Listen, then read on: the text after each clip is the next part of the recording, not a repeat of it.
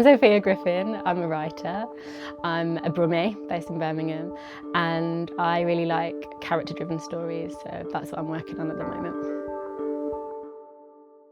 My connection to Paines Plough, I'm just a fan. Like, even when I got asked to do this, I was like, yay. Like, I'm just a fan of the work. I'm a fan of the way they work with writers and really champion new writing. I went to Fringe for the first time a couple of years ago, and just like lived in the tent, came out as they reset, went back into the tent, and that was my like whole Edinburgh journey. So I'm quite lucky in that I grew up going to the theatre, and I was a member of the Young Rep from quite a young age. I don't have like a moment that was like, that's my profound, this has changed my life, this is what I want to do. But I think from a really young age I thought I was going to act, and I was like very much on that path until like several life things happened, and then I discovered writing along the way and haven't really looked back from then. I started writing for myself, really. It wasn't ever with the intention of sharing it or being a writer. And I just started free writing in the mornings to like process some stuff of my own. And then I started performing it around Birmingham, and then like got onto Foundry at the Rep and a few other writing programs at the Bush and so on. And now it's just so in me. Does that make sense? It's like I can't not do it. It's just who I am. A writing day for me, when all the stars align, like I have a leisurely morning and I eat nourishing food and I go for walks and I write all day and I have lots of breaks. But I have 2 children, so it's very rare that I get a writing day that looks like that. Like usually I'm woken really abruptly by my kids. I do the nursery run, I do the school run. I come back, I write, very few breaks. Then I'm back into mom mode, and then my kids go to bed and I write until the early hours of the morning, to be honest, which is like not good or healthy, but it's just like reality of where my life is at the moment. I think that process has pros and cons. I think there's something about writing at night time, which I really enjoy because the world is quiet, my house is quiet, and there are less demands on me. And sometimes I'll write until the early hours of the morning and I'm like, I have nailed that. And then I wake up in the morning and I really have not nailed that at all. And like I obviously entered some like weird, like over a hyper state and like didn't nail anything. But I am a night owl, even though my partner disputes that that's a thing. Like I think I function better like post 12 p.m. Often people are writing around jobs or caring responsibilities or health issues and so on.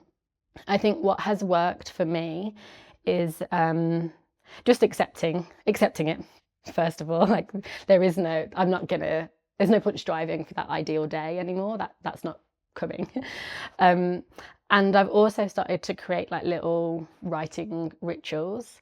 I think because I have so many competing demands on my time, my space for writing can get really squeezed.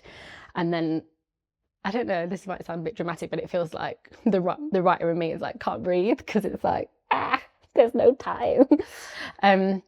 So creating these rituals have really helped, I think, signal to my mind and body that this is the writer's time now. Everything else can wait and pause, and this is a space that I'm dedicating to writing. So the things that help me to get out of a rut or a writer's block, I think first of all to get out of your head and into your body. I think for me, definitely going for a walk helps. Sometimes I take my characters on a walk as well, and we go for a walk together, especially characters that I'm like not as fond of or struggling. Something in their personality is like jarring with mine. I'm like, come on, let's go for a stroll. This sounds weird now I'm saying it out loud. I'm not really talking to the character, and I'm not the character myself. We're just in each other's presence on a walk. Yeah. Another thing that I think is really useful is to step away from the text. So step away from the text, but don't stop writing. So Sometimes I set myself really strict exercises and just try those out. Sometimes they end up working their way into the play, but that isn't the goal. The goal is to take a break and a breather from the text, but not to stop writing altogether. And then I think another thing that really helps me with writer's block is just talking to my peers. I'm really lucky to have such a great group of people. We've like grown together over the past few years, and I find bouncing ideas with them super useful. And then trying to work out if it's something, if the block on the page is actually a block in myself. Usually it's a block in myself, I find. So trying to figure out what it is in my personal life or history that I don't want to put on the page, or that's stopping me from discovering something in a character. I think advice I would give to new writers would be, get it out of your head and onto the page as quickly as you can. There's only so much you can do with it just like whirring around in your brain, and there is never enough time to redraft. So like get it out messy, get it out bad, but you have to get it out of your head. And then I think an issue that I think I am my own biggest blocker in terms of like my confidence and my self-doubt, to the point where I'm even like, when people are praising my work or giving me great feedback, I'm always like questioning it, which is like a bit annoying, I think, but also quite sad. And I think new writers in particular need to believe the good things that people are saying about your work. Like they actually they've got no reason to lie about that. And if you can, get some artist well-being to support you through a process. I think I shouldn't be, but I'm always surprised at the way I end up showing up in the work and on the page, and I think that can be really useful. I think you can lean into that at times, but it shouldn't be in a way that feels unsafe or unraveling for you as a person, or indeed the script as well. So if you can, get some support through that. And then another thing I would say is, because I'm definitely guilty of this, is to recognise when research actually is procrastination. I think like sometimes I'm like, well, I can't start until I've read this book and interviewed 10 people but you know what you're doing. you know this work, you know what you're doing, and there is a stage where actually you're using it to avoid the hard stuff, which is writing the play. A writing prompt for me would be to think of a character or all of your characters in your play, in your piece, and if your character was a genre of music, what genre of music would they be? Choose a song from that genre, put it on loudly, and just free write. I love to free write. I find it really useful to get me out of my head, actually. But I think when you're free writing to a particular genre, especially if those genres are different for all your characters, which like they maybe should be, that's a really useful exercise for me. I think what's unique about theatre is just like the immediacy of it and the connectivity as well. I don't think there are I think like especially now, I don't think that there are that many spaces where you are live in a space with people experiencing the same thing. Like you're not on a device, you're not distracted, and there's something really magical about that. And there's a lot of jeopardy in it as well, you know, because especially in some shows of live cooking, you know, you don't know what's going to happen, and there's something really special about experiencing that and feeling other people's emotions, and the fact that it could, and it is in some way, different every night. As an audience member, to be sat where you are and completely transported somewhere else, or to go on a journey with some characters, is so clever. Like how are we doing that? Because your body, your brain knows you are in a theatre but your body is wherever these characters are, or wherever this play is. And yeah, for me, there's no other art form that does that.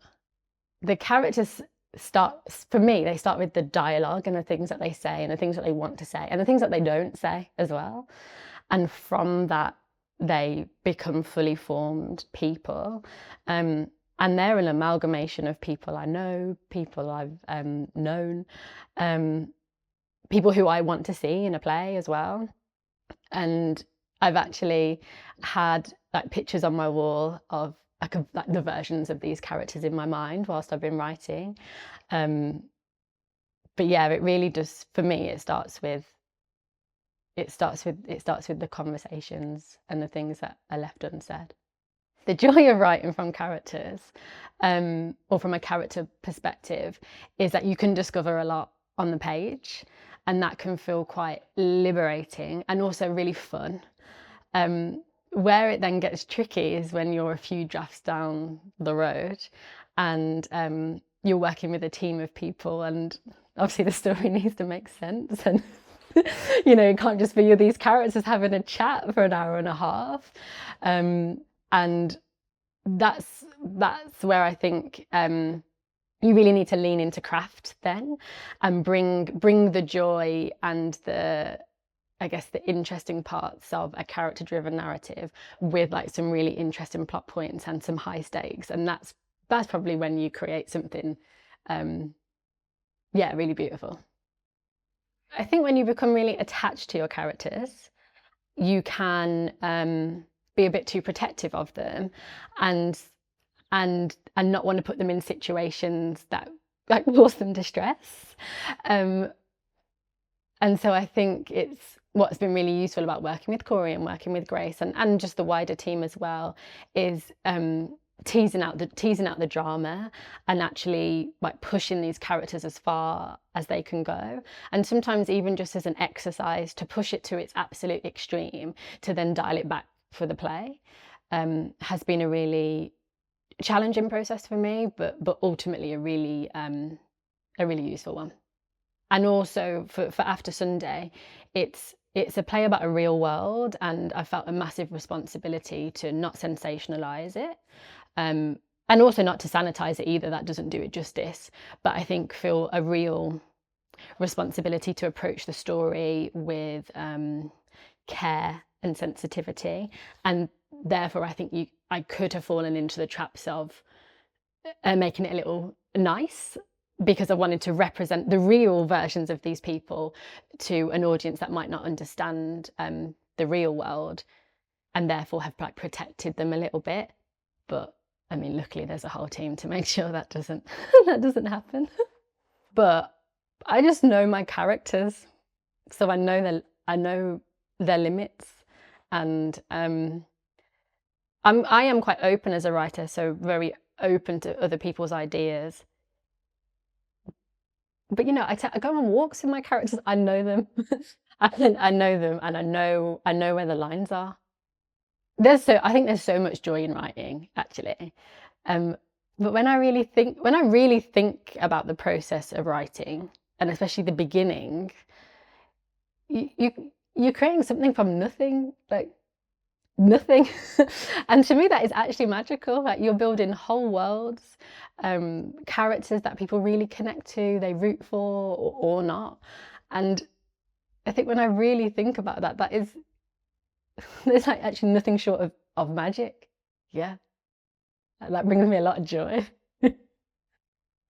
The misery of it, I think writing is hard, and as I mentioned already, being like a character-driven writer, if I make a late decision after a few drafts about a character, in theory, it changes everything they say, and that can be really hard to go back and almost start again. But for me, I don't think the misery really comes from the writing itself. I think it comes from the systems and structures that sit around writing. So the fact that it is really hard to make it a sustainable career, and and also a bit that it kind of feels like the whole industry is like fingers crossed, like fingers crossed no one gets sick, like fingers crossed it all works out, you know. And I think the magic of it means that often it does work out, thankfully, but that's that can be quite stressful. So for After Sunday, the show I'm working on at the moment with the Belgrade and the Bush, it's a character-driven play. And it started from some dialogue, actually, of one particular character, and his obsession feels a bit strong, but his like deep connection or reconnecting to his culture through cooking dumplings. And I think I have like these characters in my mind that are talking to each other, and from that a structure is built out and a story is built out, but it very much starts from the dialogue between characters, and then the world is created around it. We're like nearing the opening, and we're getting to the end of my process with After Sunday now, and even like starting to think about that makes me feel a bit emotional, because it's been like a really long journey, and yeah, I felt a massive responsibility, as has the team, to really tell this story with care and with empathy and with understanding, but also to not shy away from the reality of where we are. We are in a secure hospital, and there are some harsh truths to that. But the process has been a huge learning experience for me. I can't believe we're here now. And we've been working with some experts by experience, they're called, and people who have lived experience of secure hospitals. And so their opinions to me have meant a huge amount to me. And we did a read through with them. I was really anxious. This was like earlier on as well, so there was still quite a lot of work to do on the script. And they had post-it notes, like for like writing loads of notes down, and people were scribbling. I was like, God. But halfway through, somebody passed me a post-it note, and it just said, "Yo, Sophia, you've absolutely smashed it." And it was so I was so moved by that. I mean, like artistically, it still had really a long way to go, but the fact that they were there and it felt true to them, and it felt like an authentic portrayal, is really meant a lot to me.